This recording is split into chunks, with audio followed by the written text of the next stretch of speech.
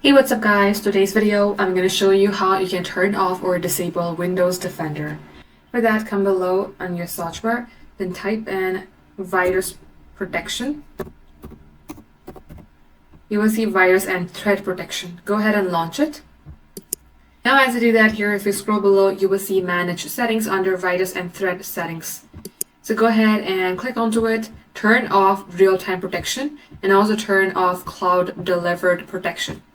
And once you do so, press Windows and R, type in regedit, and then launch it. Now as you do that, you will see a page like this. In here, expand HKey local machine. Under HKey local machine, expand software. Now again, under software, scroll below, expand policies. Under policies, expand Microsoft. Under Microsoft, you will see Windows Defender. Right-click onto it, select New, and go for DWORD 32-bit value. So exactly create this one. Type in disable anti-spyware. Make sure that you're typing these exact words. Now right-click onto it, select Modify, and make sure that you give the value 1 and then select OK.